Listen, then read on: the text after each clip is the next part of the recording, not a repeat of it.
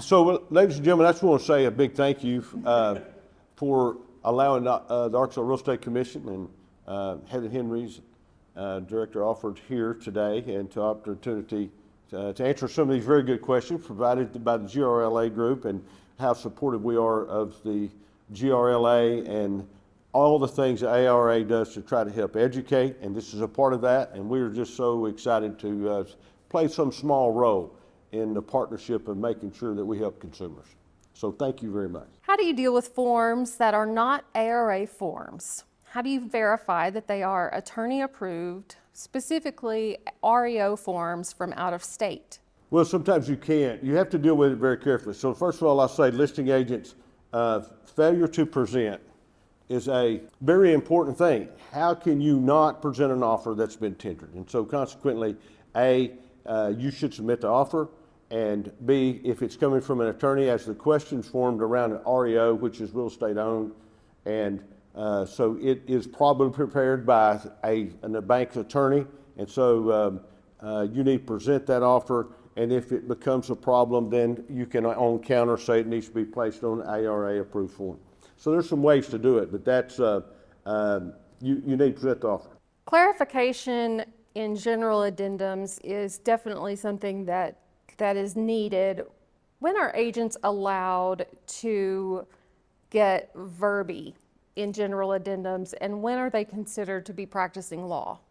Okay, it's a very good question, and actually we fielded this same question, and I was chair the first time, I think, in Hot Springs, and the question came from the floor. We had a question and answer session, and it was framed this way, and Mr. Tim Grooms, the attorney, was there on the panel, and pretty much I answered it the same way I'll answer this one, and I referred to 10, and that is, you danged if you do, danged if you don't on this.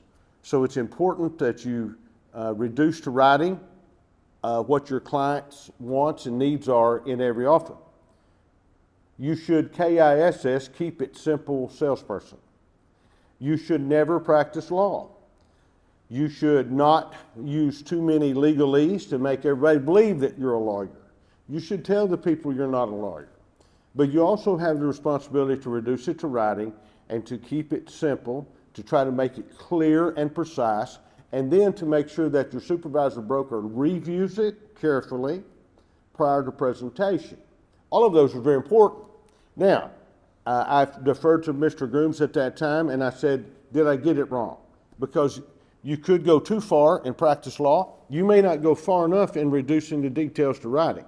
And I choose as an agent to if I'm going to make an error, it's error on the side of disclosing and writing it out.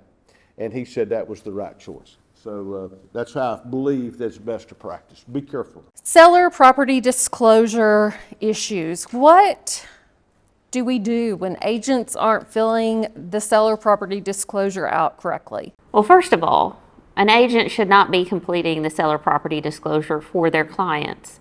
They should be discussing that document with their seller clients and reviewing it. If they have questions about how the seller has completed the form, then they need to go over that with their seller client. It's also important to note that sellers are not required to submit a seller property disclosure in the state of Arkansas. But if they're going to supply the seller property disclosure, they do need to make sure that they have completed it and that their answers are truthful. The important thing for agents to keep in mind is they need to be reviewing that document, making sure that they have checked any places where questions have not been answered, and making sure that the answers are clear. To what extent are letters of intent held to the standard of an offer, and what is the legality involved? Okay, so letter of intent, and so the professional standards and forms did a great job with the letter of intent, I thought, and it's very good form, and it really explains very well that it's not a contract. It says it in two or three different places, and so it is not a contract. It's simply an opportunity in writing to put the meeting of the minds in a singular place. It is not a contract, and it repeatedly says it's not, and it shouldn't be treated as one.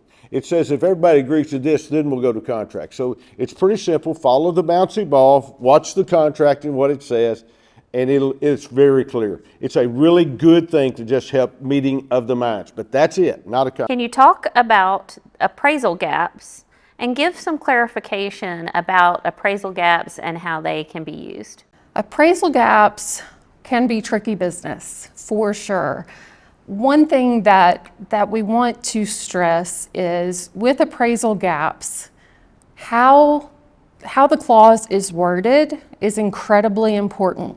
We cannot stress this enough. You need to have an attorney involved when an appraisal gap is included in an offer.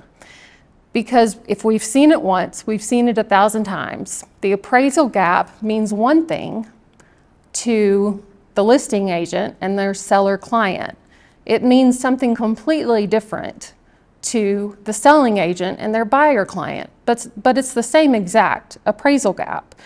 So keep in mind, when you have an appraisal clause, you need to talk to an attorney and make sure an attorney is involved in reviewing and drafting that language. It's a lot like a word problem, only for lawyers. So make sure you call your attorney on that. How, as an industry, do we hold each other accountable to following dates or expiration dates outlined in the contract?